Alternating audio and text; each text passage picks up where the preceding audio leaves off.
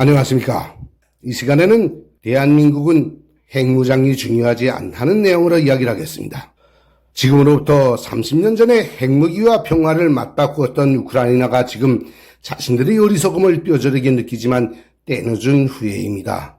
그 후과는 너무 큽니다. 강터는 불타고 수많은 국민들이 죽고 고통을 겪습니다. 우크라이나가 지금 당하는 참상은 여러 나라에 큰 교훈을 줍니다. 특히 한국 국민들은 트럼프 미국 대통령에게 패싱당하는 젤렌스키 우크라이나 대통령을 보면서 우리도 언젠가는 저렇게 될 수 있겠구나 하는 위기감을 느끼는 것 같습니다. 그래서인지 부쩍 요즘에는 핵무장론을 주장하는 사람들이 많습니다.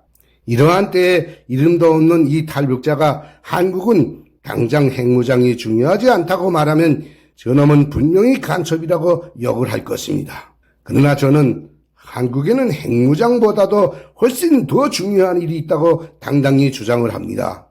우선 제가 먼저 한국 국민들에게 당신들은 도대체 핵무기를 왜 만들려고 하는가를 묻는다면 이구동성으로 북한과 중국을 견제하기 위해서라고 말할 것입니다. 물론 옳습니다. 미국이나 일본을 이어바르고 핵무장을 주장할 사람은 없을 겁니다. 사실 한국은 마음만 먹으면 몇 달 안에 최고의 핵무기를 만들 수 있는 그런 나라이고 대단한 민족이라는 것을 저도 잘 압니다. 그러나 지금의 상황에서 당장 핵무기부터 만든다면 어떤 일이 생길 것인가를 생각해 봐야 합니다. 요즘에 나경원 의원도 차기 대통령 자리를 넘보던 홍준표 전 대구시장도 한국의 핵무장을 주장하는데 우선 이 탈북자의 물음에 답부터 해보십시오.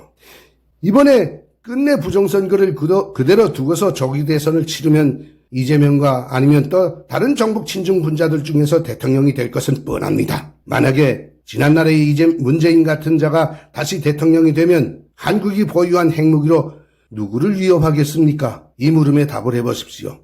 같은 물도 젖소가 먹으면 우유가 되고 독사가 먹으면 독이 된다는 것은 진리입니다. 애국보수가 정권을 완전히 잡지 못한 상태에서 핵무장은 오히려 독이 된다는 뜻입니다.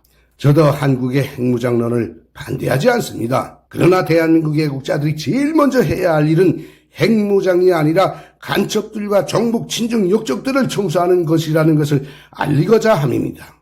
다시 말하자면 핵무기는 마음만 먹으면 아무 때나 만들 수 있습니다. 그런데 그 핵무기를 만들어서 정북 친중 간첩들에게 안겨주면 북중을 도와서 미국과 일본을 위협할 것 아닙니까? 지금도 일본을 반대하는 좌파들이 핵무기까지 가지게 되면 얼마나 방방 날뛰겠습니까? 그래서 미국도 한국의 핵무장화를 찬성하지 않는 겁니다. 모든 일에는 선후차가 있는 법입니다. 지금은 주한미군이 있으니까 당장의 안보 걱정은 없습니다. 이럴 때 빨리 미국과 협력하여 나라 청소부터 해야 합니다. 우선 부정탄핵부터 바로잡고 또 부정선거를 밝히고 그것을 증거로 대대적인 청소를 해야 합니다. 그 후에 핵을 가져도 충분합니다. 사실 북중의 간첩과 좌파들만 없애면 핵무기가 없어도 감히 이 대한민국을 먹겠다고 덤빌 나라는 없습니다. 그만큼 한국에 박혀있는 간첩들과 정북 친중분자들은 북한과 중국의 핵무기보다 훨씬 더 위험한 존재라는 겁니다. 그 자들은 한국의 심장에 박혀있는 시한폭탄과 같습니다. 한국에서 미군이 나간다 해도 북중은 함부로 핵무기를 쓰지는 못합니다. 그러나 한국에 박힌 간첩과 수백만 명의 역적들이 120만의 인민군과 합세하여 들고 일어나면 한국은 한순간에 끝나고 맙니다. 한국에 지금 거주 중인 중국인이 거의 150만 명이 된다고 합니다. 민노총이 수백만 명입니다. 6.25 전쟁 때에 30만 명의 중공군에게 전쟁 장비가 훨씬 우세했던 한국군과 유엔군이 밀렸던 그 피해 교훈을 잊으면 안 됩니다.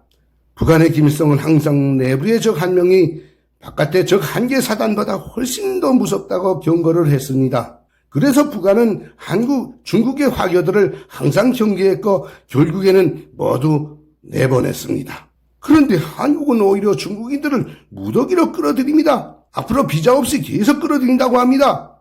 그들을 국가기관과 정치까지 입문을 시키고 애국 유공자보다 더 큰 혜택을 주며 간첩을 키우는 멍청한 나라가 바로 이 한국입니다. 북한과 중국과 다른 나라들은 간첩을 척결하는데 한국은 간첩을 받아주고 오히려 보호해줍니다.